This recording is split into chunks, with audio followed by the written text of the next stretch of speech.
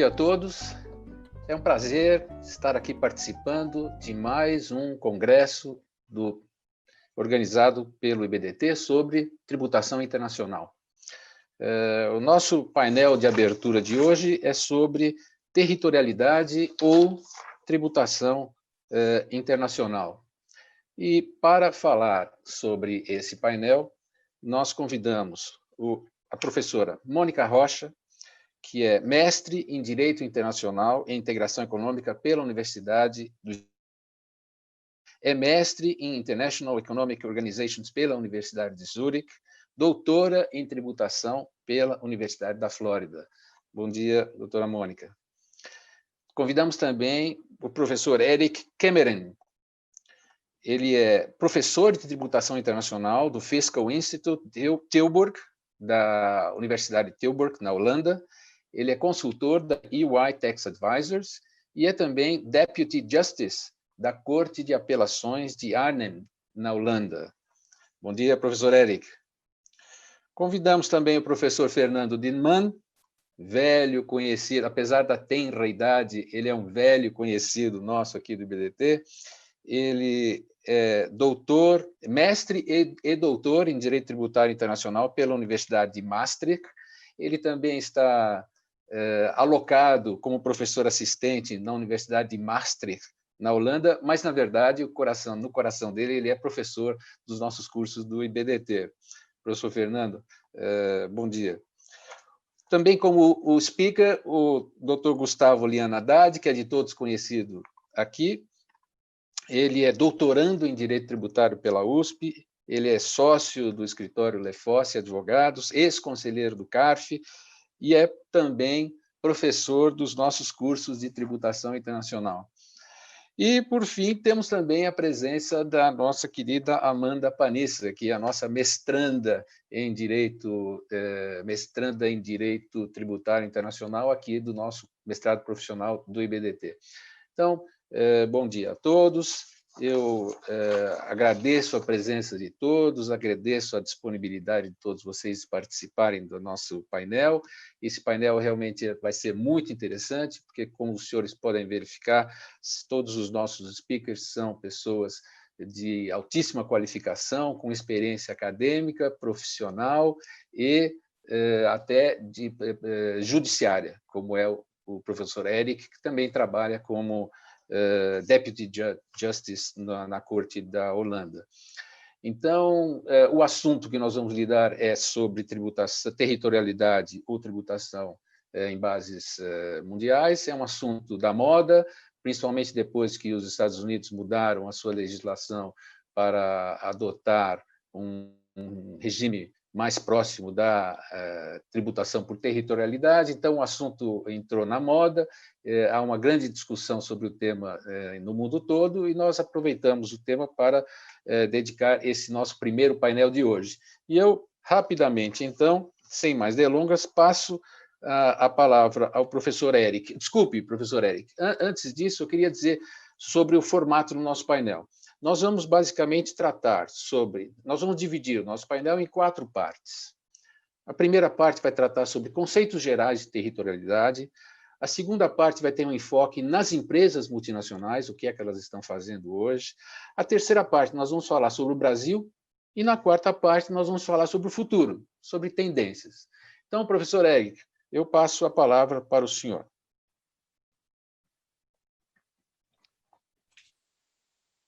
Muito obrigada, João, pelas palavras gentis, o convite. Eu adoraria, eu digo, em São Paulo. A minha última experiência há 2 anos foi fantástica, um lugar fantástico de estar lá. Estou muito feliz que você me deu 5 horas como lacuna de tempo para organizar uma conferência online de vídeo ao Covid-19. Então, Luiz Chueri foi um dos panelistas e foi às 9 da manhã. Então, era 4 da madrugada. Deveríamos estar dormindo quando o Luiz estava conosco e realmente eu reconheci o arranjo do horário para que ficasse melhor para nós. Muito obrigada. Eu vou agora tentar compartilhar a minha tela com todos vocês. Então, com os meus slides disponíveis. Assim, o que eu vou fazer é começar falando com uma abordagem de conceitual, sobre territorialidade e também a tributação internacional pelo mundo das MNEs. Então, qual é a direção que estamos indo? Então, como já foi explicado, existem duas partes e eu vou estar presente nas duas, então vou começar na parte 1, porque as questões conceituais com relação à territorialidade e também a tributação bases mundiais. Especificamente, vou falar qual é a fonte da receita de uma MNE e também qual é a residência de uma MNE. E parte 2, não vou compartilhar com vocês as minhas ideias sobre os últimos desenvolvimentos e a experiência global, levando em conta,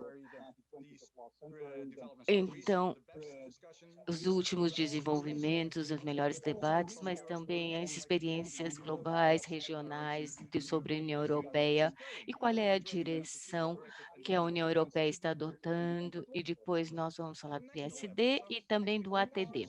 A nível nacional, nós vamos falar no nível nacional, bom, já abordamos os Estados Unidos, daí vamos dar uma olhada aos últimos desenvolvimentos nos Países Baixos e também a introdução da condicional de retenção de impostos na fonte e também os juros e royalties também, o que foi falado há 2 dias com relação ao conceito, também falamos com a proposta legislativa há 2 anos e também a proposta do partido de esquerda com relação a impostos sobre dividendos.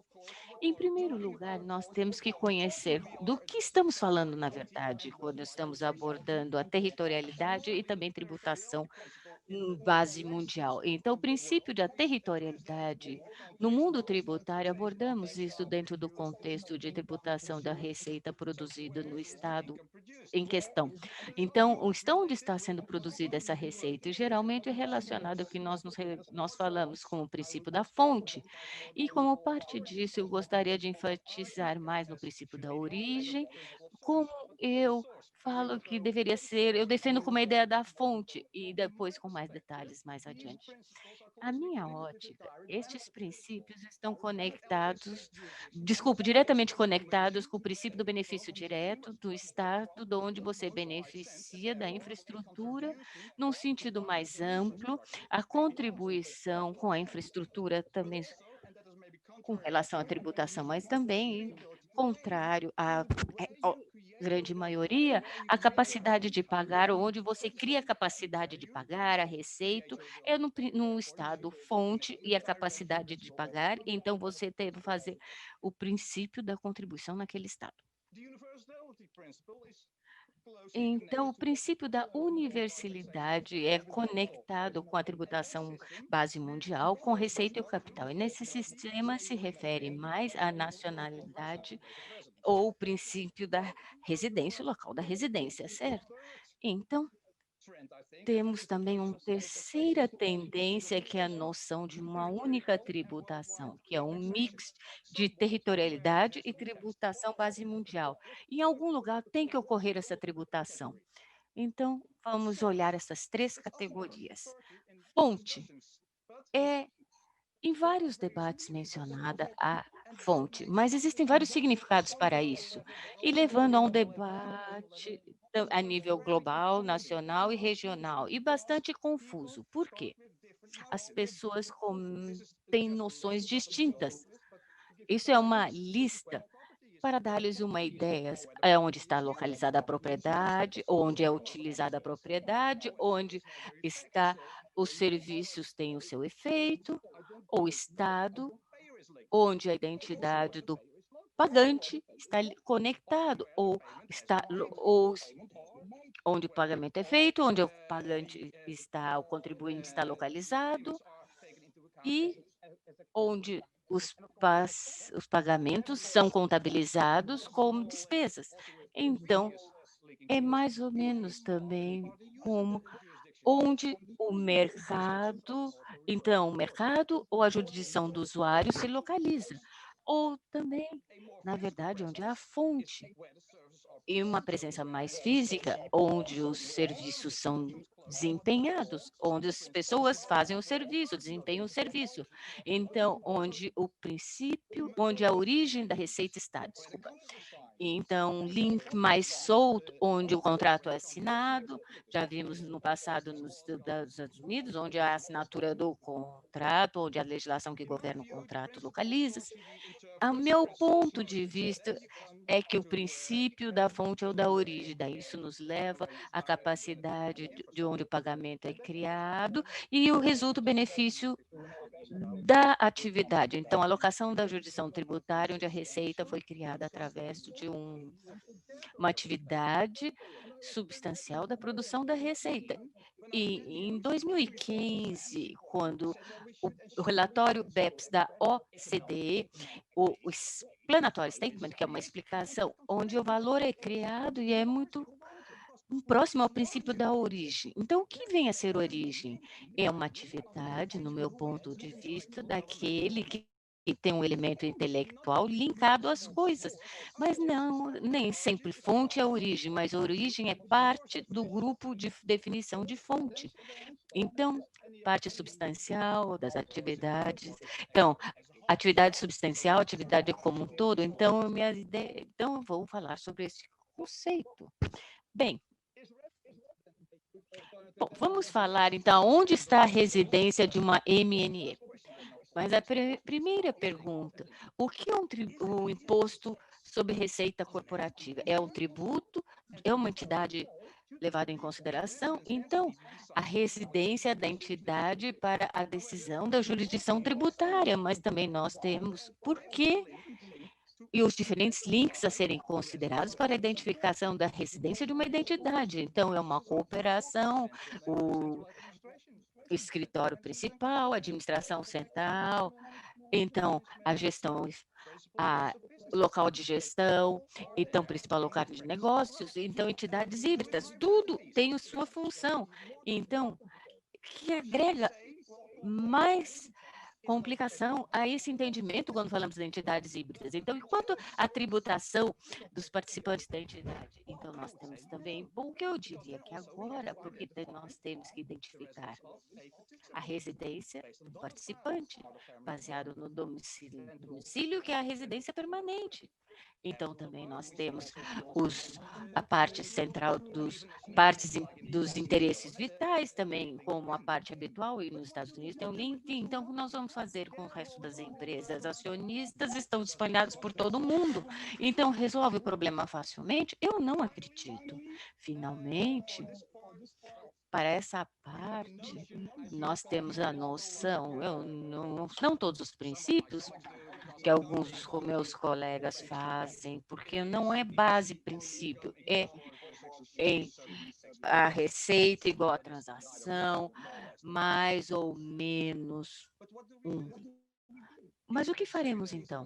Será necessário, então, tributar o mesmo objeto ou a ênfase dessa noção para pôr a ênfase no sujeito, mais ou menos no mesmo objeto, porque é uma receita transfronteiriça. Será que temos o mesmo objeto? É necessário? Também estamos vendo que o objeto tributável, a base tributável é determinado país a país. Então, isso também não é fácil. E também, será que essa alíquota é justa? Mas o que vem a ser uma alíquota justa? Será necessário ter um consenso? Será 9% da Hungria e 21% nos Estados Unidos? Será que a Hungria é mais justa com 9%? Então, daí depende da estrutura, será que não é justo também? Então, esses conceitos que eu quero compartilhar com vocês e também vou usar como benchmark para ver as tendências num nível global, regional e nacional. Essa é a minha parte e agora eu passo, João, a palavra a você. Obrigado, Eric. Nós vamos passar agora a palavra para a Mônica. O que é que as empresas multinacionais estão aprontando?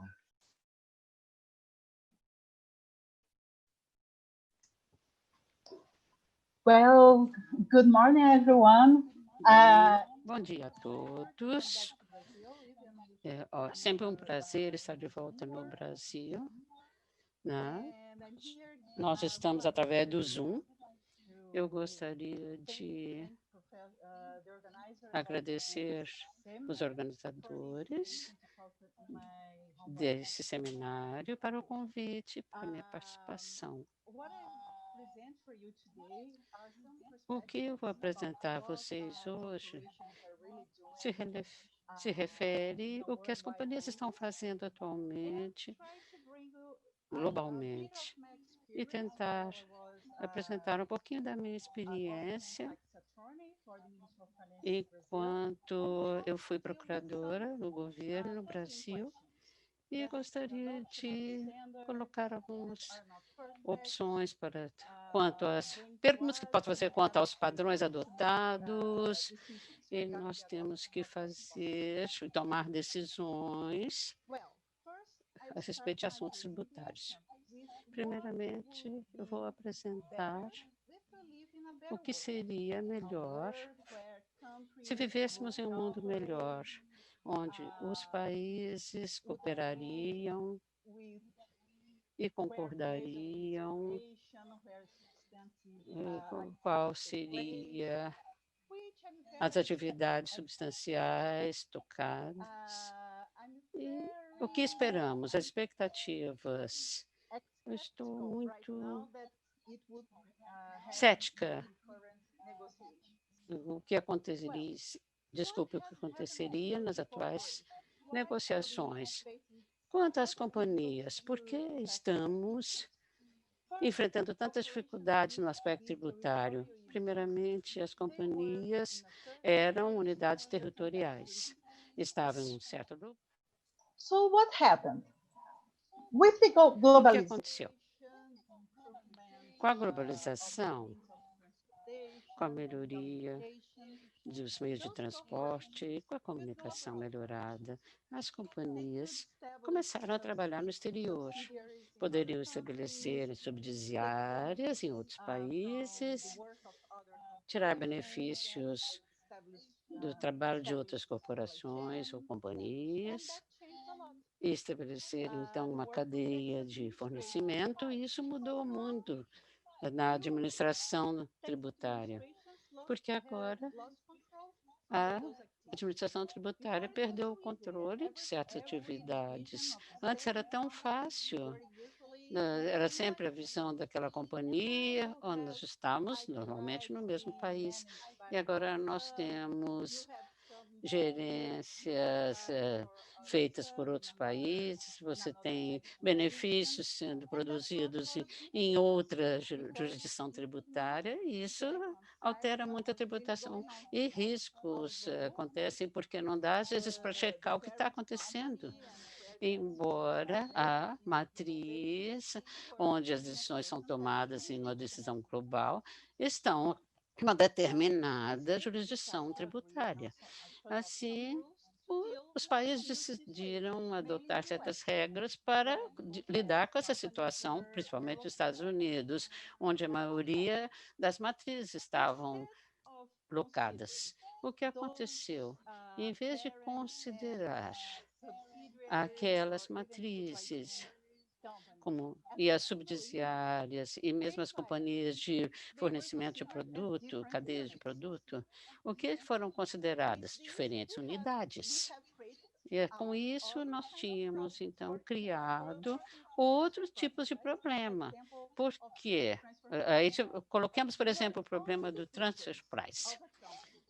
Todas as divisões de uma companhia no mesmo lugar, você consideraria a venda de um grupo de um produto para outra divisão, como seria uma transição mercadológica, seria então um porto para outro, você considera uma concessão. Agora que se está do outro lado, em outro país, nós tentamos fazer essa transação como uma transação que seria a transferência de precificação. Para mim, não é nenhuma novidade. Você pode criar, não é uma surpresa. Milhões, zilhões de métodos, nenhum será perfeito, e a complexidade de uma transação, dos não comparáveis, e o que consideraria.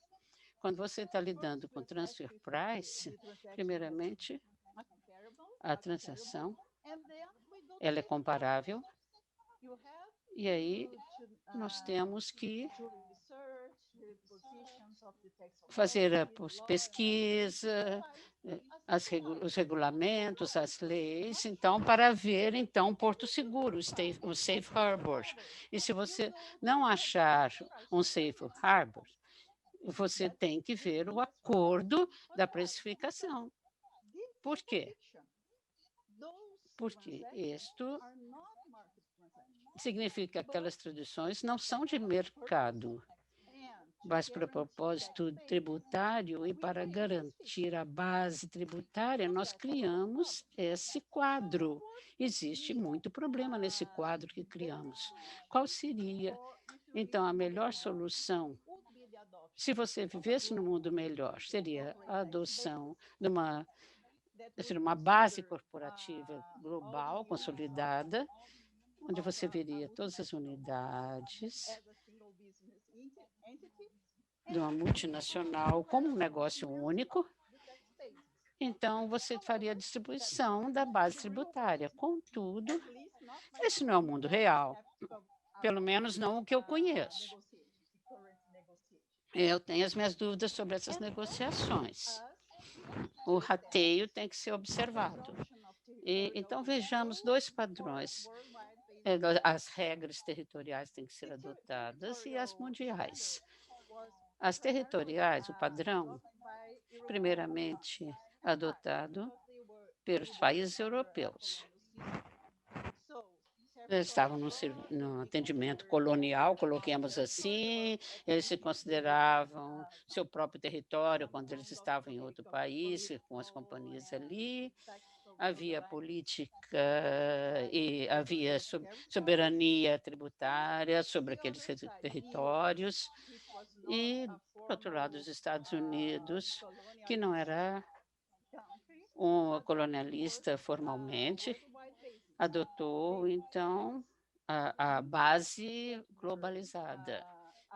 Seria, então, receitas que eram atribuídas à matriz, se fosse derivada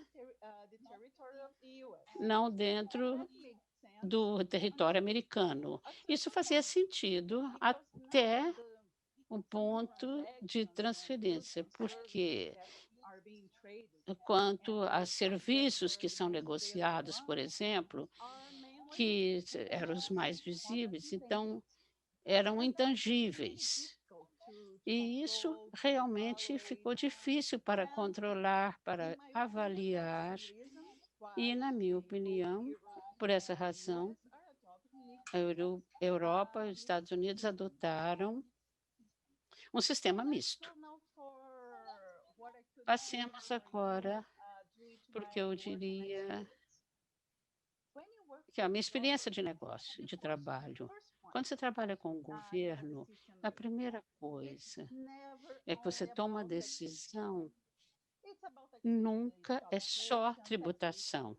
É tributação, é investimento, é ambiente, outras coisas envolvidas. Nós temos muitas preocupações que temos que levar em consideração. Assim, não é apenas o tributo e as questões dela, a adoção de tributações circunstanciais que serão consideradas. Você tem que ter, enquanto o Ministério de Finanças, você tem que negociar com o ministro dos Negócios Exteriores, do Comércio, e você tem que negociar com o pessoal do meio ambiente, com o ministro de outras jurisdições. Então, isso acontece, a primeira regra que tem que se observar. Todas as opções têm que ser observadas, os padrões, regras mandatórias não são muitas vezes específicas, nós temos muitas opções na mesa que serão compatíveis e com os padrões. Então, essa é a primeira camada. A primeira regra a ser observada, observação política, o que é palatável para todos os players envolvidos e para o governo como um todo. Aí vem a segunda camada. Você tem que fazer o mapeamento. O que é o mapeamento? Porque nenhum daqueles sistemas são perfeitos. Você nunca tem sempre uma regra pronta. Então, você tem que fazer as contas. E você tem que ver, então, ver qual é a matemática. Então, você vê a parte da tributação e fazendo a matemática. Eu vejo como entra a parte do contribuinte. Você tem altos custos para essa parte. Qualquer mudança nas leis tributárias são envolvidas, as mudanças no nosso sistema, treinamento, nos negócios exteriores, arquivamento, formas, tudo. Isso custa. E nós temos que levar tudo isso em consideração. Você não vai escolher o que seria o perfeito modelo. Você tem que ver o que é viável, o que é aceitável. Então, você tem que verificar quais são as perdas, causas, oportunidades, custos de oportunidade, como os aumentos nas taxas, os custos, compliance, a alíquota. Quando você atingir um certo ponto, você nota o que é atraente com relação às regras tributárias.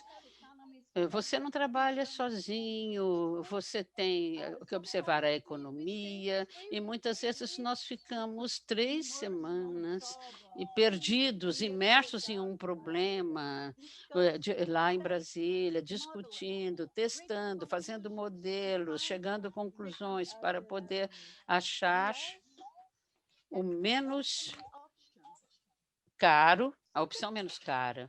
E assim, você tem que fazer a modelagem e passemos para a realidade. Opções que nós temos, o que é mais interessante, o que nós escolhemos, o que é mais, em questão de concorrência, o que seria melhor. Digamos, nós temos que analisar tudo. Nós temos que ver a parte compatível, e também nós temos que ver a Organização Mundial do Comércio, quais são as regras, e nós fazemos isso, a OMC, e nós temos que ver qual é a última camada, então, a política. Quando você faz uma negociação, ela não é perfeita na parte de transferência, na parte de tributação. É uma negociação da tributação. E nós temos que usar todas as ferramentas disponíveis numa negociação para fazer um negócio. Porque nós temos que negociar, nós temos que, uns querem, outros não, uns aceitam, outros não. Nós temos que ver o projeto-lei, fazer um projeto-lei, nós temos que falar com os governadores, o governo local, do estadual.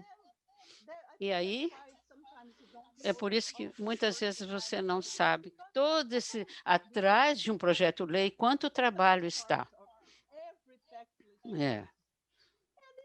Então, no Brasil, tudo isso está ali. Você ainda tem um problema de disputas judiciais. Então, quando chega nesse ponto, muda. É verdade que hoje em dia a gente está fazendo bem melhor. Eu tenho dúvida, talvez isso tenha atribuído à relação que nós estamos tendo com a União Mundial, nós temos com outras organizações internacionais, a maneira que nós estamos vendo decisões e procedimentos que você tem, na verdade, o Brasil teve um grande desenvolvimento, mas nós ainda estamos sendo um país onde é uma cultura de litígio, uma cultura de disputa. Então, muitas vezes eu estava envolvida em todos esse processo. E olha, o que a gente falava que seria coisa boa, de repente tem um litígio, tinha que resolver, isso acontecia todo o tempo. Mas nós sabemos que quando nós estamos trabalhando com uma entidade política, nós sabemos que isso pode acontecer, está no método. E assim, com isso, eu terminarei a minha apresentação e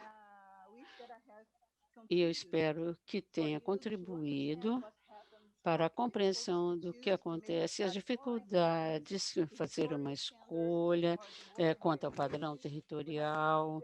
E nós temos que ser muito cuidadosos com países em desenvolvimento, porque nós temos, por exemplo, os países europeus e os Estados Unidos para verificar, e temos que ver como é a relação com o Brasil. Você tem que tomar muito cuidado. E com isso eu gostaria de agradecer a todos pela sua atenção e pela oportunidade. Muito obrigado. Agora, aos organizadores também, a todos vocês. Obrigado. Eu acho que a Mônica fez uma exposição muito interessante sobre a segmentação das atividades das empresas que está ocorrendo hoje em dia e os problemas decorrentes dessa segmentação. Gustavo, como é que fica como é que está a legislação brasileira que versa sobre territorialidade ou tributação em bases mundiais? Muito bom. Bom dia a todos, ou boa tarde para os que estão vendo da Europa ou de outros lugares. Queria primeiro agradecer ao BDT pelo convite, mais uma vez, para participar desse congresso. Muito honrado em estar aqui. Eu vou, como o João mencionou, nessa primeira parte, vou tratar de como é que é a perspectiva brasileira atual da territorialidade ou da tributação em bases universais. Depois, numa segunda parte, a gente vai falar de futuro. Vou tentar aqui projetar os meus slides. Espero que funcione direitinho. Vamos ver aqui.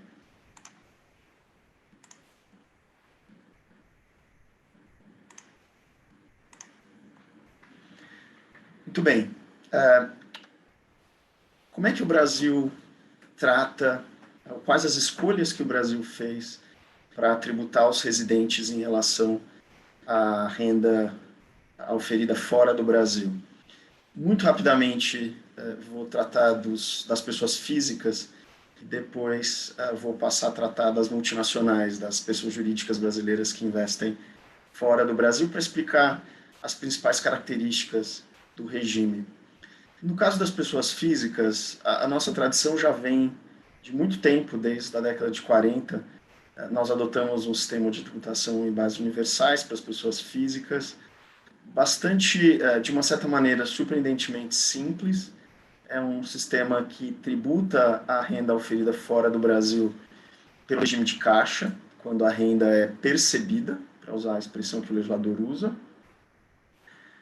Não temos, para as pessoas físicas, uma legislação CFC, uma legislação que atribua a renda à tributação da pessoa física, independentemente da efetiva distribuição da renda para a pessoa física. Houve uma tentativa em 2013 de introduzir isto, mas o Congresso Nacional, o Parlamento Brasileiro, não aceitou.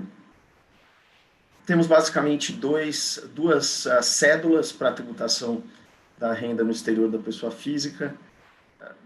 Em linha até com que outros países adotam, temos uma cédula de renda ordinária, com tributação tradicional até 27,5%, que seria renda de trabalho, dividendos, royalties, prestação de serviços. E temos uma cédula ou uma tributação especial para ganho de capital, de bens e aplicações financeiras, com alíquotas menores, mais progressivas, de 15% a 22,5%. Esse sistema de tributação universal para as pessoas físicas, ele evita a dupla tributação por meio de crédito, de tax credit. O crédito é permitido quando há tratado, ou também é permitido unilateralmente quando há prova da reciprocidade, quando a pessoa física brasileira é capaz de provar que o outro país daria o mesmo tratamento na situação inversa. E o Brasil, é notório que o Brasil tem uma rede modesta de tratados, está aumentando, mas 3 ausências relevantes na nossa rede de tratados são os Estados Unidos, o Reino Unido e a Alemanha. Mas para esses 3, a própria administração fiscal brasileira já reconhece a existência da reciprocidade e o crédito Foreign Tax Credit é concedido independentemente de prova adicional pelo contribuinte. Então, para as pessoas físicas, um regime clássico, com tributação na medida do efetivo recebimento da renda e dupla tributação evitada por meio de crédito. O grande desafio do sistema brasileiro está nas pessoas jurídicas, nas multinacionais, ou no tratamento que se aplica para as multinacionais brasileiras. O Brasil, historicamente, é um importador de capital, mas especialmente desde a década de 2000, houve um significativo desenvolvimento da atividade das multinacionais brasileiras que passaram a se expandir e atuar fora do Brasil. O nosso regime de tributação em bases universais, o modo como ele foi concebido, afeta bastante a atuação das multinacionais brasileiras que investem fora do Brasil. É isso que nós vamos ver um pouco aqui nessa primeira parte. Nós temos um regime de bases universais desde 96 para as pessoas jurídicas residentes. Talvez a característica mais conhecida e falada deste nosso regime, é que ele implementa uma sistemática de tributação que alguns chamam de automática do lucro das empresas controladas. A pessoa jurídica brasileira que investe no exterior, ela tributa o lucro das controladas no exterior automaticamente ao final de cada período de apuração, independentemente da efetiva distribuição ou disponibilização desses lucros à controladora brasileira, independentemente do tipo de renda que a controlada ofere, se ela é passiva, se ela é renda ativa, os conceitos que a legislação CFC de outros países adota, de tainted income, nada disso é considerado na regra geral brasileira. A regra geral brasileira é o lucro da controlada foi auferido, ele é tributado pela controladora no Brasil ao final do período de apuração.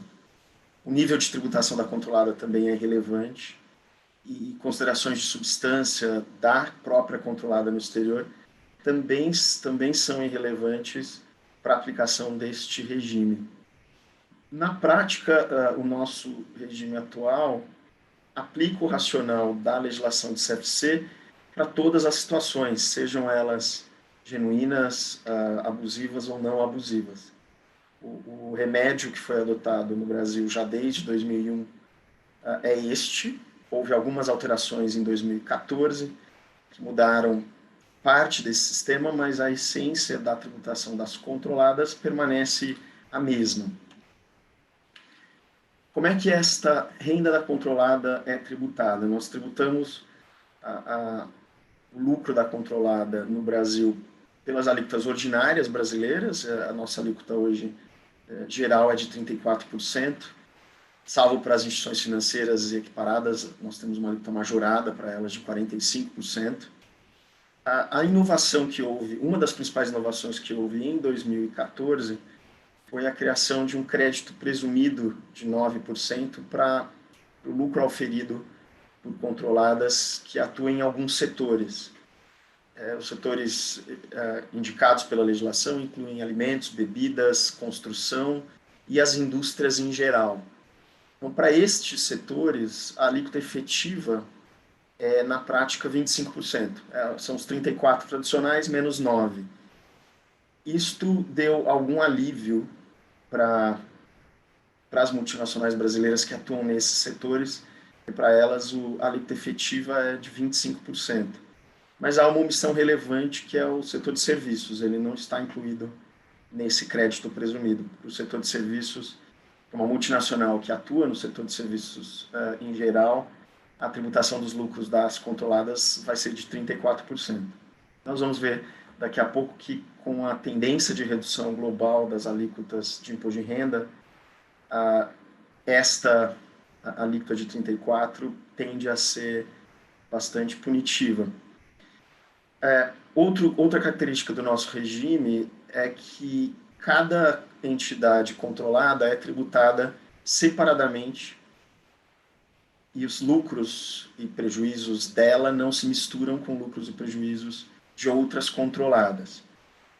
Houve uma inovação também em 2014 que permitiu a consolidação para controladas que atendam a alguns requisitos, que são requisitos inspirados na legislação CFC de outros países, na linha de renda ativa, nível de tributação que não seja muito baixo, troca de informações.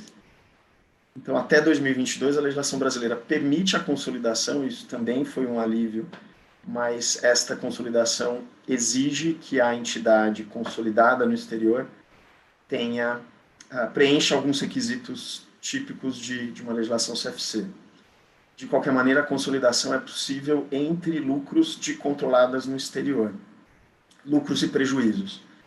Isso permite tributar, quando esses requisitos são atendidos, um pool de resultados e não o resultado de cada entidade separadamente. Nossa legislação também atribui ou tem uma medida unilateral pela qual todo o imposto de renda pago no exterior é creditável contra o imposto devido no Brasil sobre a mesma renda. Então, nós temos um Foreign Tax Credit pleno.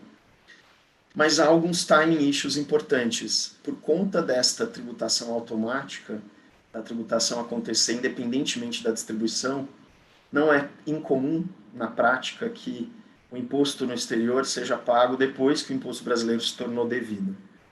Embora haja na legislação mecanismos para permitir a compensação, mesmo nesse caso, o nível de controle e compliance exigido é alto, além de acabar havendo uma antecipação de imposto por conta de, no Brasil, a tributação acontecer antes do momento em que a tributação no exterior, o tributo no exterior foi pago.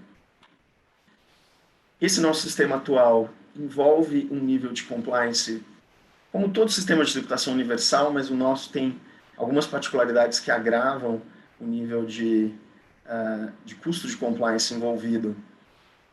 Há muita discussão, inclusive no contencioso tributário, relacionada à demonstração da base a ser tributada aqui no Brasil. Há discussões sobre se o lucro a ser capturado e tributado aqui é o lucro contábil da controlada, ou se o fisco brasileiro às vezes tenta impedir a dedução de despesas que estão na contabilidade da controlada no exterior. Isso gera um contencioso relevante.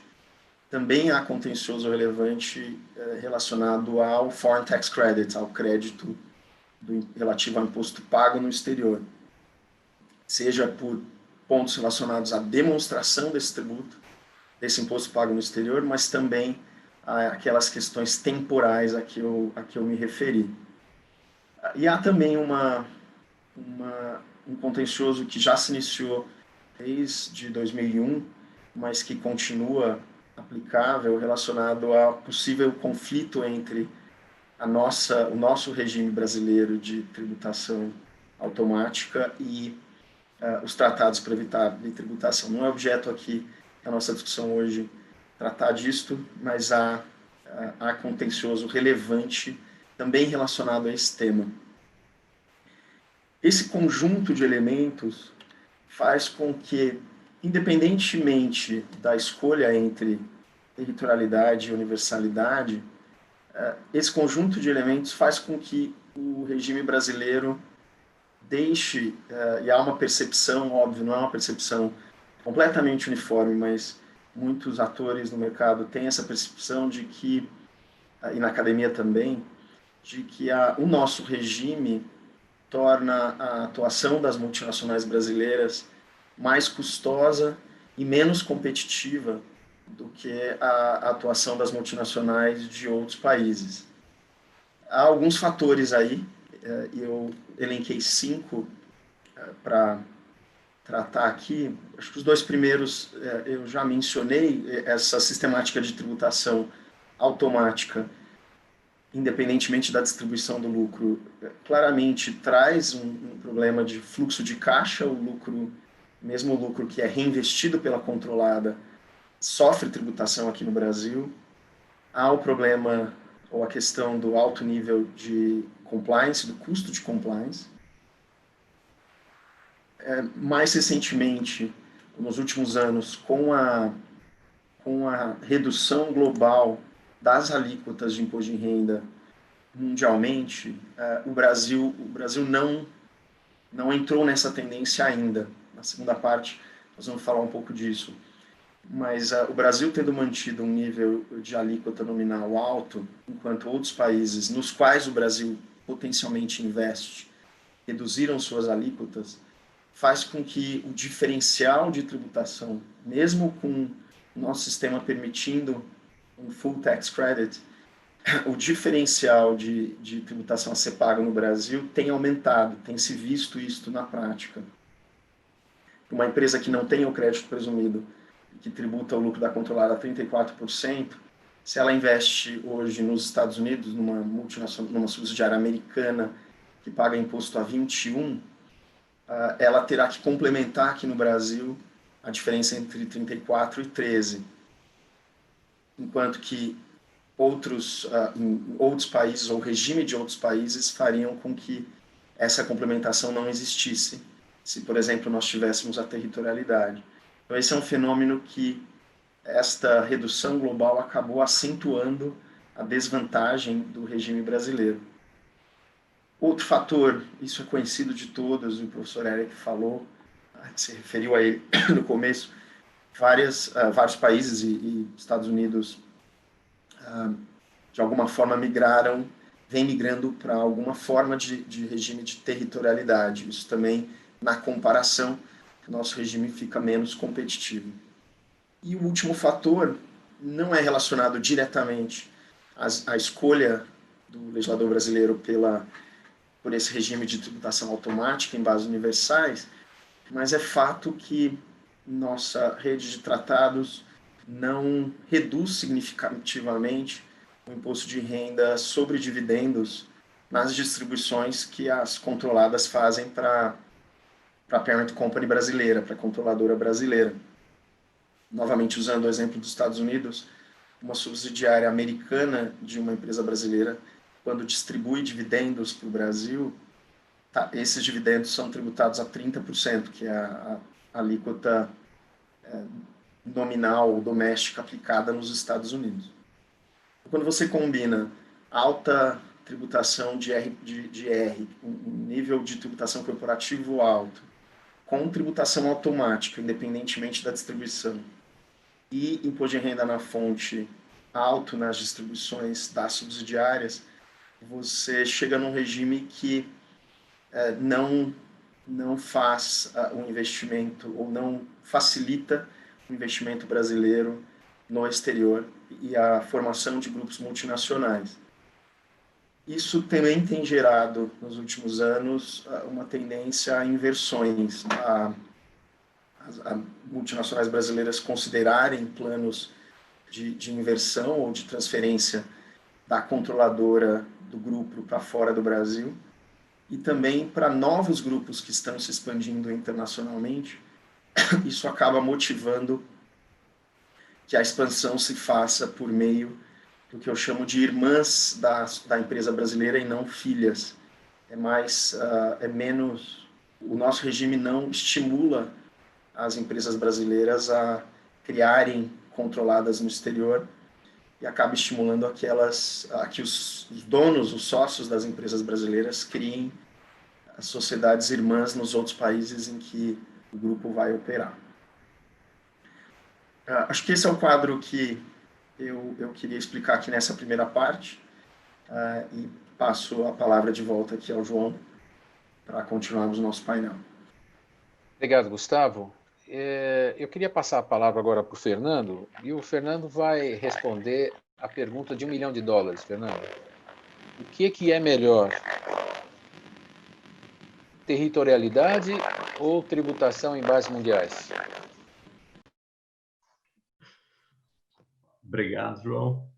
A pergunta dessa está querendo me complicar um pouco, hein? Eu não vou entrar na questão do quem é melhor, mas deixa eu trazer um pouco aqui algumas ideias que normalmente se tem sobre as duas, para nós pensarmos o que pode ser melhor e até internacionalmente podemos, talvez, tentar dar um incentivo maior. Mas antes de eu começar, eu queria, até aproveitando o que o João falou, agradecer, sem dúvida, o convite para ser parte do painel. Como o João brincou, já tem um certo tempo que eu conheço, eu me recordo, na verdade, do primeiro congresso do IBDT lá em 2005. Eu estava na faculdade, foi quando eu comecei a me interessar por tributário e houve o congresso na faculdade. Então, é um prazer muito grande estar aqui hoje do outro lado da mesa para participar do congresso. Mas, realmente, a ideia, e aqui até vocês vão reconhecer que alguns comentários o professor Cameron já fez, o Gustavo, a Mônica, é que tem se notado uma mudança um pouco de visão e que, historicamente falando, sempre houve, principalmente se nós pensarmos nos países da Europa, um foco em uma visão mais territorial da tributação. E estou falando aqui realmente a tributação empresarial. E sempre houve uma discussão nesse caso, e que nós fomos acompanhando ao longo do tempo, que os países que ainda estavam muito voltados para a tributação em bases mundiais foram, ao longo do tempo, mudando um pouco o sistema para torná-lo um sistema mais híbrido, mais próximo à territorialidade.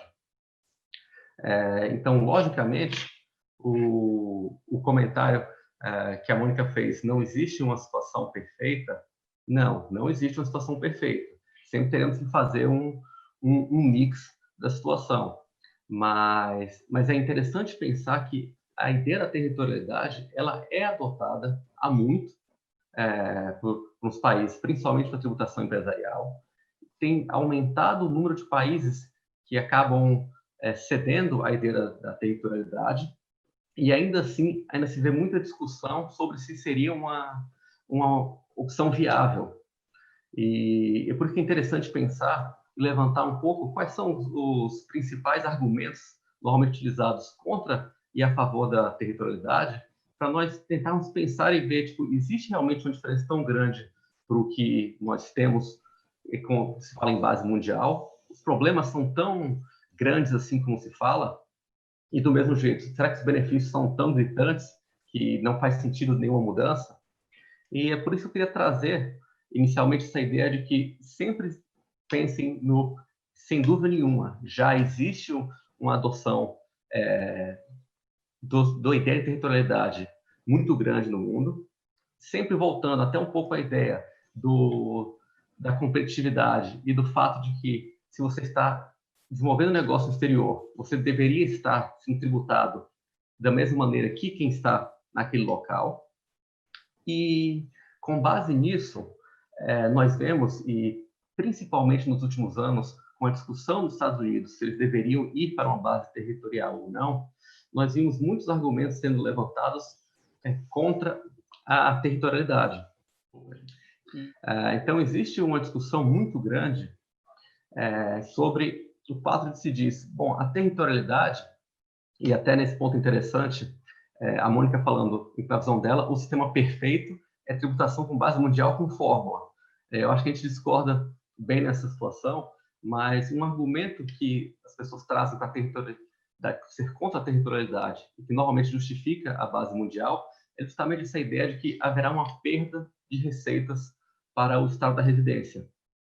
E o que torna esse argumento interessante é porque, em primeira vista, parece até natural nós fazermos essa associação.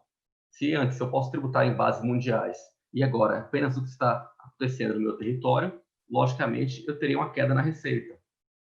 Mas certas pesquisas e análises feitas sobre países que fizeram essa transição para a tributação em base territorial, notaram que não houve uma queda de receita tão grande quanto esperado, e às vezes nem houve queda de receita, mas sim uma certa manutenção, em alguns casos, um crescimento. E isso porque a ideia que nós temos que pensar é que justamente esse sistema de territorialidade puro será uma situação extremamente rara. Os próprios países que adotam a territorialidade reconhecerão mecanismos para tentar conter o uso abusivo do sistema. Então, sempre temos que pensar que esse alarde tão grande vai ser ruim para o país, vai fazer até certo um pouco de terrorismo, vai faltar dinheiro para a educação, vai faltar dinheiro para a saúde, se isso acontecer. Não necessariamente é verdade. Nós temos hoje, em boa parte dos países, normas anti-abusivas que estão justamente tentando garantir que a territorialidade está sendo aplicada da maneira correta. E também é interessante, sempre que nota-se essa discussão, que esse é um possível problema da territorialidade, que nós também temos esse problema semelhante quando nós falamos efetivamente em tributação em bases mundiais. Logicamente, aqui eu estou excluindo um pouco o Brasil, apesar dos problemas que o Gustavo trouxe, porque nós sabemos que a nossa suposta norma CFC está mais para uma antidiferimento, mas a própria tributação de base mundial já vem acompanhada de um diferimento até a distribuição. Então, também se pode haver uma construção que isso levaria à não tributação daquele rendimento obtido no exterior. Então, esse fato já meio que assimila um pouco os sistemas. Do mesmo jeito, quando se fala muito em que haver uma tributação base territorial é um grande incentivo para se investir no exterior. Além nós podemos ter uma discussão sobre se isso é algo ruim ou não, nós vemos países que têm como política incentivar que as suas empresas vão para o exterior, para elas crescerem, e isso acaba retornando como benefício para o país. Nós temos que pensar que o investimento para ir para o exterior acontece não apenas pela maneira que você tributa. Uma tributação em bases mundiais com uma alíquota alta, e pegando aqui o exemplo do Brasil que o Gustavo trouxe, pode levar ao mesmo incentivo para as pessoas. Então, os problemas levantados pela territorialidade podem ser facilmente notados que também acontecem no sistema de tributação de bases mundiais.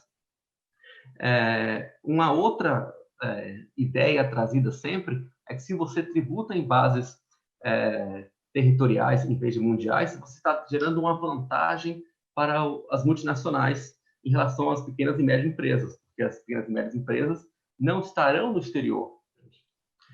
Mas, então, aqui, o que eu estou trazendo é que a ideia de que você tributar na territorialidade acaba sendo um incentivo maior para as multinacionais, notem que também é um falso problema, porque as multinacionais, simplesmente pelo tamanho delas e pelo fato de elas já estarem atuando no exterior, terem maiores possibilidades de planejamento tributário, elas, independente do sistema, se elas estão buscando uma maneira de buscar um sistema melhor, uma tributação menor, elas farão independente do sistema adotado. Daí que vem a importância de uma aplicação de normas antiabusivas, se efetivamente esse for o buscado e o objetivo do país. Um problema que realmente é interessante, que o Eric mencionou um pouco na apresentação dele, é que como existem muitas visões diferentes sobre o que seria a fonte, nós podemos ter uma discussão, e principalmente agora, em que o foco da CDE está tanto na ideia do vamos tributar onde o valor está sendo criado, nós podemos ter um pequeno risco aqui de um descompasso na definição de onde o valor é criado e a tributação na base territorial, realmente, se nós não chegarmos a um consenso, nós podemos ter aqui uma perda de arrecadação, uma perda de possibilidade de tributar, porque, afinal de contas, numa tributação com base mundial, o país vai avocar para si o direito de tributação residual. Se for uma questão territorial e nós não conseguimos chegar a um consenso sobre isso, isso pode dar um pequeno problema, apesar do que a própria ideia de uma tributação territorial, se for bem definida a situação, ela está perfeitamente de acordo com a ideia do projeto BEPS de se tributar onde o valor é criado. Então, notem que os argumentos normalmente utilizados para ir contra, dizendo assim, a tributação com bases territoriais não é uma ideia tão boa, na verdade, muitos deles também servem para tributação em bases mundiais. Tem muito menos a ver com a tributação em si, mas com a atitude que o contribuinte terá em frente à situação e que essa atitude também pode ser potencializada por uma tributação em bases mundiais de uma maneira muito ampla. Por outro lado, quando nós pensamos aqui nos eventuais benefícios de uma territorialidade, um deles, que é justamente o primeiro, que é sempre citado, é a ideia da competitividade. E aqui se torna uma coisa interessante, que até quem parar para ler sobre o tema e for ler os textos do professor Aviona, vocês verão que ele comenta muito a ideia da competitividade é sempre citada, mas Estados Unidos, quando tinha tributação em base mundial, as empresas não estavam em situação competitiva pior do que as empresas de países com bases territoriais. E isso é porque, efetivamente, com base na ideia de que as empresas irão para fora e você acaba conseguindo ter um planejamento tributário, realmente você pode não sentir tanto essa competitividade. Apesar do que, ela nota-se, e aqui torna um outro ponto interessante, não só a competitividade pelo lado das empresas que vão para fora, mas a competitividade do país. Se vocês pararem para olhar o ranking que é criado anualmente para falar sobre os países da OCDE e como é a competitividade tributária desses países, nos últimos 6 anos, o país campeão foi a Estônia, que tem um sistema territorial. Se você parar para olhar os países do top 10, boa parte deles adota um sistema territorial. Logicamente, só o sistema territorial não é o motivo para tanto. Tanto é que há 6 anos a França, que também tem um sistema territorial, é o último colocado. Mas dá para se notar uma correlação em que países que estão com uma territorialidade mais enraizada estão também com um sistema tributário que acaba sendo um pouco mais simples e que permite uma competitividade maior do país, não só das empresas no exterior, mas do país como ponto de atração. E aqui vem um pouco a ideia também no benefício do que o Gustavo citou, das empresas tentarem manter o dinheiro fora do país, justamente para tentar um diferimento, e a ideia de você ter uma inversão das empresas, mudar a sede para outro país, porque se você tem um sistema territorial, considerando que o que está ocorrendo lá fora não será tributado, logicamente, estamos tratando aquele caso em que não há uma discussão sobre abuso, então, efetivamente, você acaba tirando uma preocupação, um ponto de litígio que naturalmente vai surgir entre contribuintes e Receita e essa atitude do contribuinte, efetivamente, é válida ou não, ele está tentando evitar o tributo, porque se já não há tributação do que acontece no exterior, isso não é algo que o contribuinte precise ficar, vamos dizer assim, perder muito tempo com a discussão. E, sem dúvida nenhuma, aqui nós temos que lembrar que a ideia em si da territorialidade, e isso é extremamente importante, ela vai de acordo com a própria ideia do BEPS, de ter tributação onde o valor é criado, mas também essa ideia da tributação single tax, porque, efetivamente, normalmente se associa o single tax à tributação em base mundial. Está evocando quando a fonte não tributa. Mas se você não efetivamente tiver uma tributação na fonte, ela estiver ocorrendo, não interessa, o single tax já está respeitado. E, sem dúvida nenhuma, facilidade maior do compliance no sistema, tirando, logicamente, os casos que terão que ser um pouco mais complexos de tentar evitar abusos, as normas terão que ser bem redigidas para isso, mas isso tudo mostra que, efetivamente, a territorialidade tem um viés interessante, Logicamente, não é algo para se discutir apenas no sentido de os países estão adotando, temos que adotar, não é algo assim, mas o fato de você ver uma correlação entre a competitividade tributária dos países e a adoção do sistema, o fato de que parte do tempo que o contribuinte fica focado efetivamente em um planejamento só para evitar uma tributação na residência, ficaria evitada nesse caso, que também permitiria a empresa no exterior concorrer em paridade de armas. A redução do compliance no fato de estar em linha com os objetos do BEPS nos faz pensar se, neste momento em que no BEPS discute-se efetivamente como deve ser a tributação para o futuro, se não caberia, e levando em consideração também que maior parte dos países da OCDE já adotam um sistema de temporalidade, não seria o caso de a temporalidade estar sendo trazida como um sistema que poderia levar a uma harmonização maior, aproveitar essa ideia do BEPS, de que temos que ter o single tax, temos que buscar que os países ajam de maneira coordenada, e levar uma coordenação para que os países que ainda não tenham ido na direção da territorialidade possam seguir esse caminho com a medida que efetivamente auxilie os países no seu desenvolvimento e na sua competição. E na continuação, o Gustavo vai, inclusive, tocar um pouco nisso, vendo a questão do Brasil. Isso que eu queria aqui, de acordo com o meu cronômetro, eu estou nos 15 minutos. Obrigado. Ótimo. Gente. Tá bom, Fernando, muito obrigado. Eu passo a palavra agora ao professor Eric. Eric, você poderia falar um pouquinho sobre as tendências agora para o futuro, sobre a territorialidade ou não?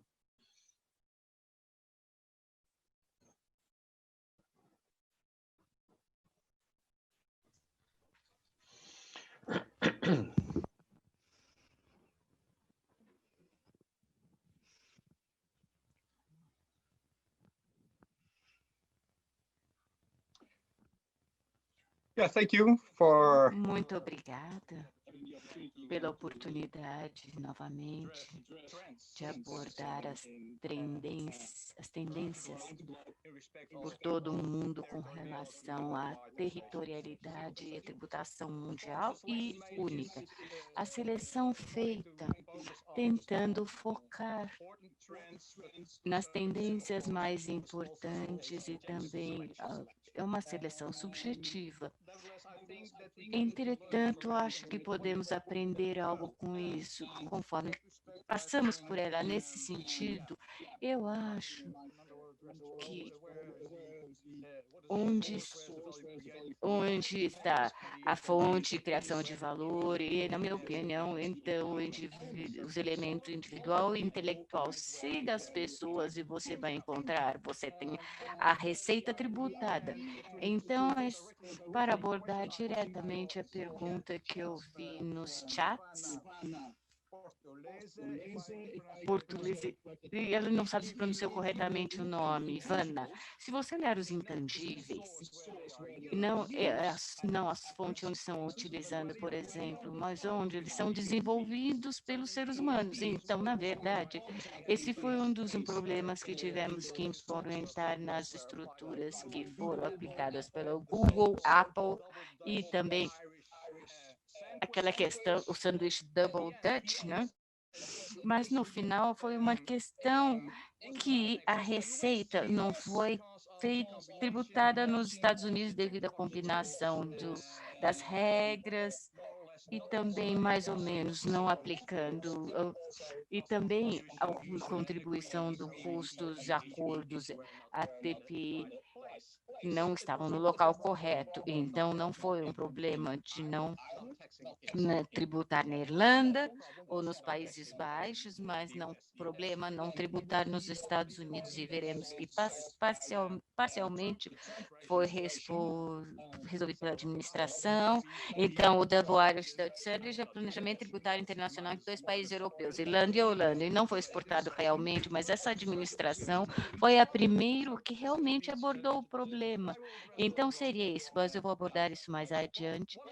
Na apresentação dos elementos, é lógico que Apple, Google, tal, que desencadeou em muitos debates, e também a fundação para PEPS X1, ação 1 do BEPS com relação a isso. Então, o que nós estamos vislumbrando é o desenvolvimento para uma utilização da jurisdição melhor. Então, já que não há pessoas, presença física na jurisdição produzindo a receita, então o mercado determina que tem uma fonte e não está claramente em linha com o princípio da origem, mas é uma outra interpretação de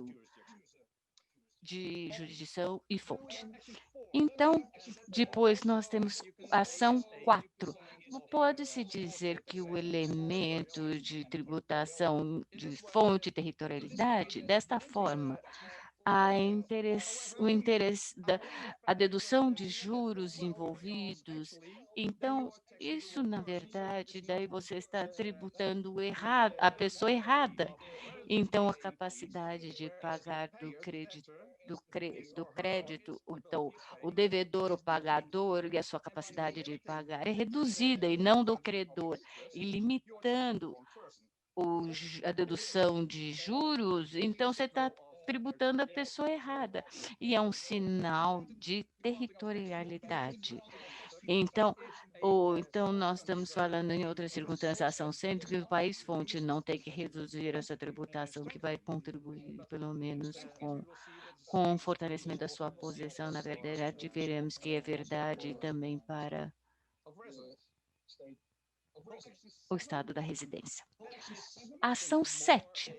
Isso, na verdade, é mais um exemplo de fortalecimento da fonte mais próxima à origem.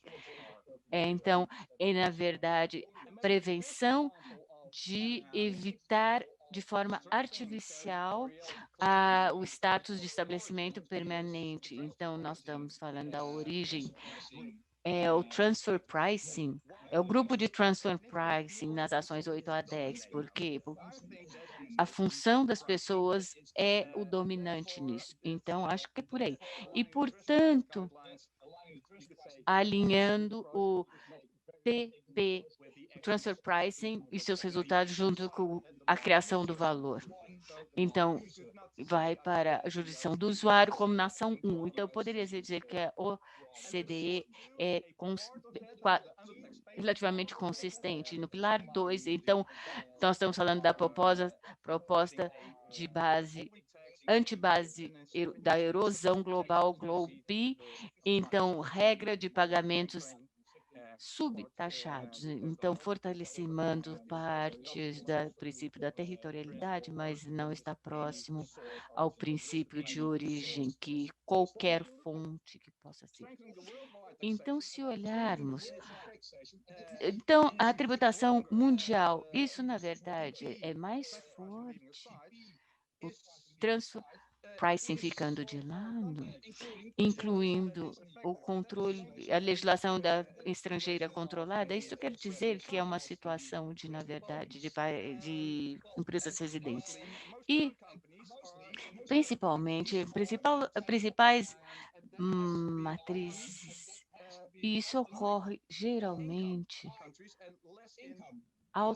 países de alta receita e menos em baixa receita e receita média. Esse é provavelmente tradicional para os países da OCDE.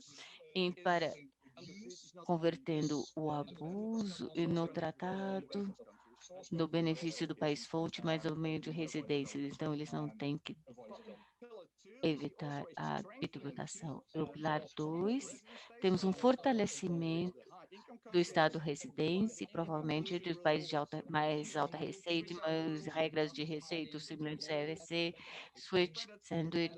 Então, e você pode ter o benefício de tratados, o benefício onde as receitas estão sujeitas à tributação, isso no nível global.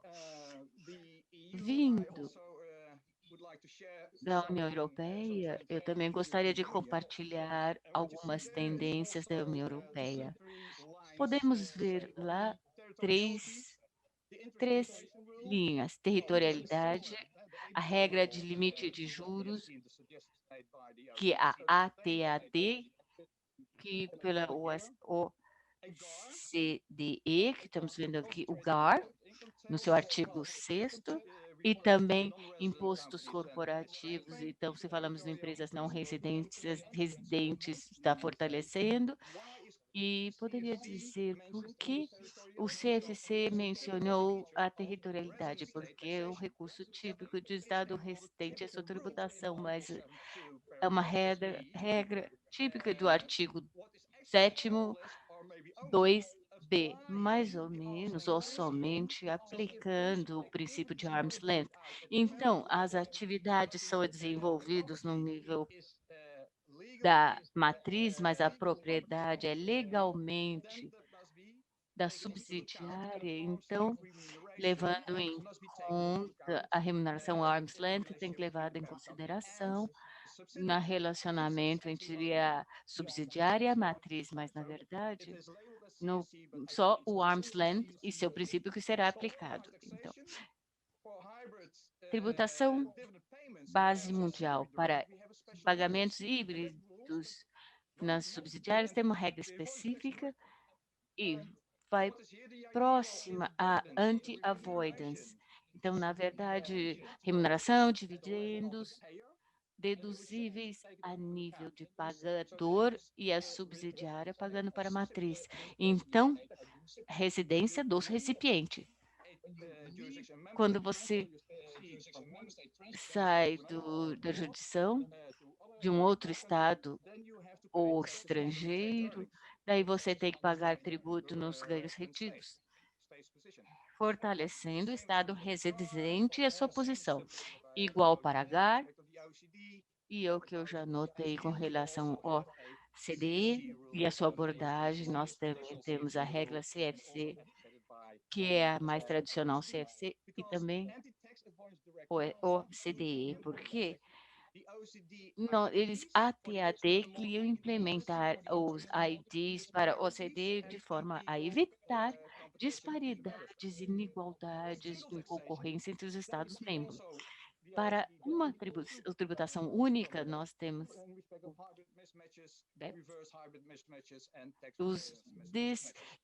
descasamento híbrido reverso e descasamento da residência onde ocorre a tributação.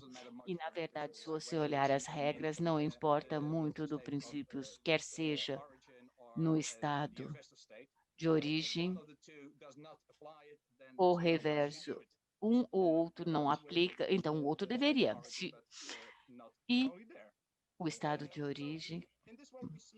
E, nesta forma, podemos ver a União Europeia tem uma outra abordagem. Passando rapidamente para a experiência nacional, US Tax tem a transferência de territorialidade, falando pode ser verdade, porque não está completamente o caso, mas uma pequena porção de Jobs Act Tax Cut é uma lei de territorialidade com relação à receita. O orçamento, poderia se dizer. Neste caso, nós temos que então, a reforma tributária americana, Tax Cuts and Jobs, então, apenas se aplica circunstâncias específicas onde tem ganhos de capital. Então, Foreign Derived Intangible Income Deduction, que é o FDII, é uma redução em base tributável se você receber receita de intangíveis utilizados no exterior. Na verdade, isto é mais ou menos um subsídio de exportação. E pergunta-se, será que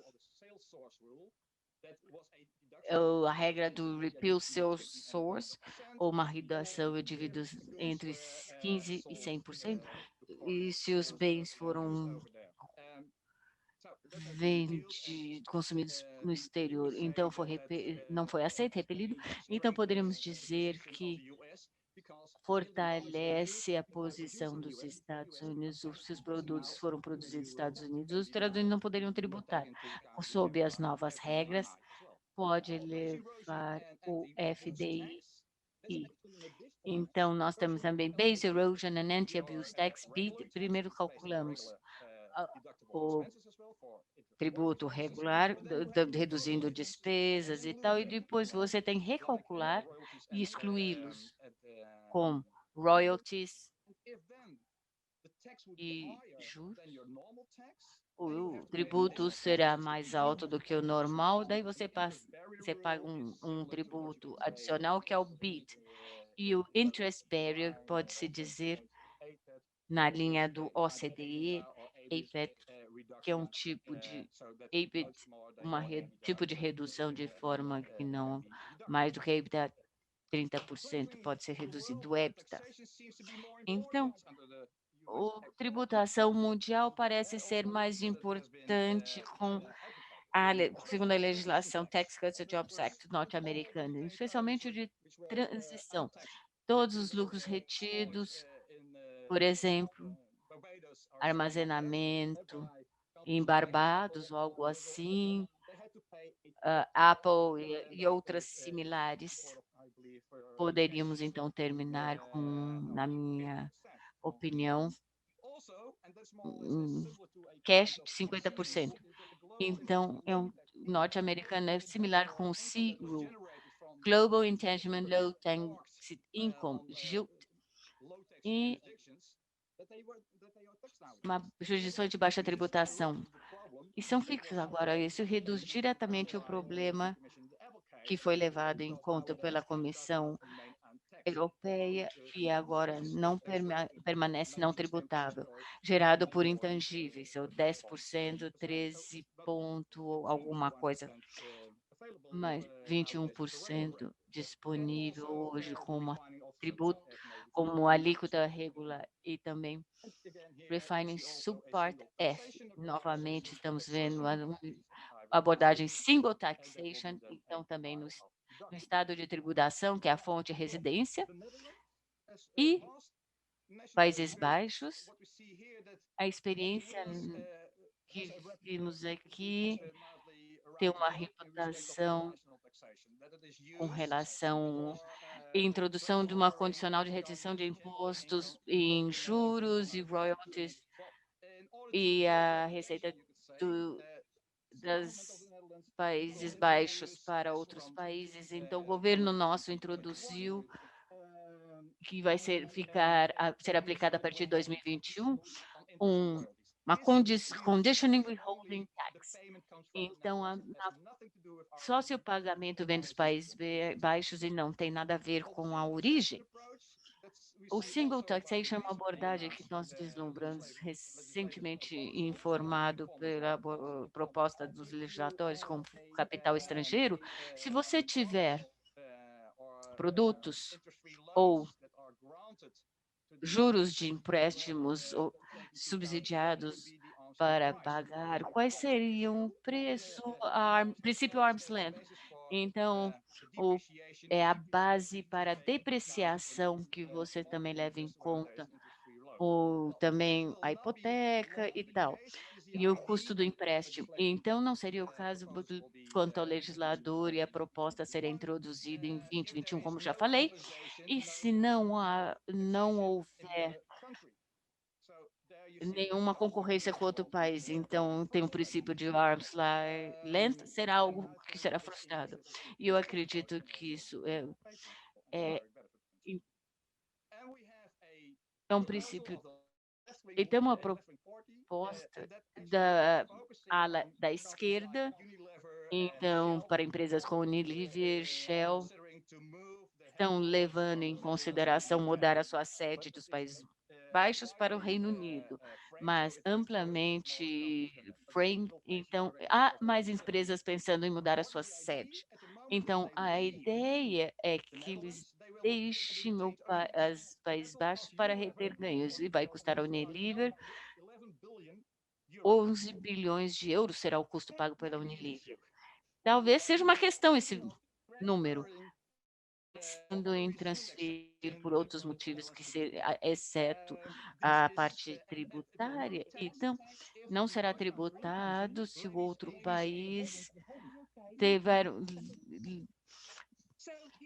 dividend withholding tax, que é imposto sobre os dividendos. Então, voltando à conclusão, O que podemos ver agora é que a tendência nos últimos 8 anos é que a posição de tributação mundial, comparada com uma única tributação, fortaleceu. Não sou a favor disso, eu acho que deve fortalecer a tributação por territorialidade com base no princípio de arm's length, porque daí você paga o imposto na criação do valor e onde você beneficia diretamente de uma infraestrutura que existe.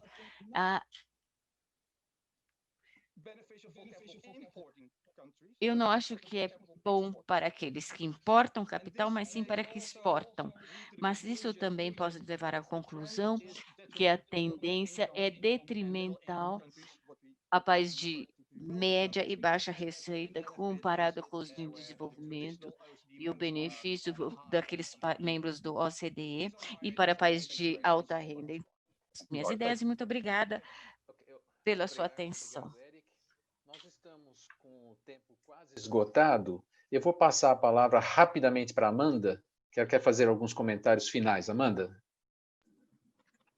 Bom, eu gostaria, na verdade, de agradecer ao IBDT, né, pela oportunidade de estar aqui moderando esse painel. Gostaria de agradecer em nome do professor Luiz Flávio. Gostaria de agradecer também aos organizadores, professor Rodrigo Maito e professor Chueri. E, bom, na verdade, eu gostaria mesmo de colocar aqui, fazer um resumo geral, né, de todas as exposições. Hoje estamos num cenário de globalização, como a Mônica colocou, né? As companhias, elas estão utilizando subsidiárias, elas têm uma cadeia global de atuação. E, nesse sentido, a gente analisa aqui como que acontece a tributação brasileira, que, como falou o professor Gustavo, ela realmente é diferente daquela, do que o mundo faz, né?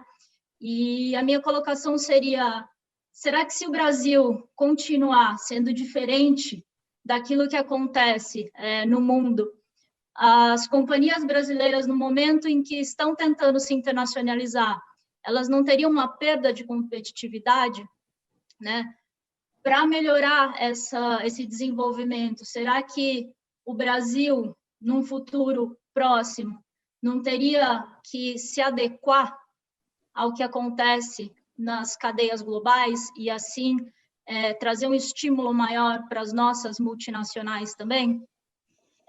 Como a gente realmente está com o tempo esgotado, realmente eram umas palavras breves e provocações que eu gostaria de colocar. Obrigada, professor.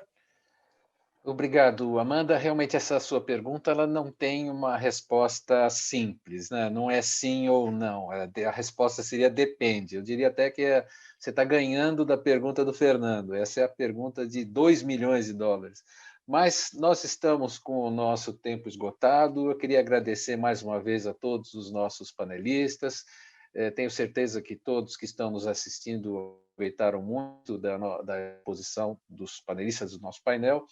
E eu vou, então, agradecer a todos mais uma vez e dar por encerrada a sessão e convidar todos para o próximo painel. Muito obrigado, então, a todos.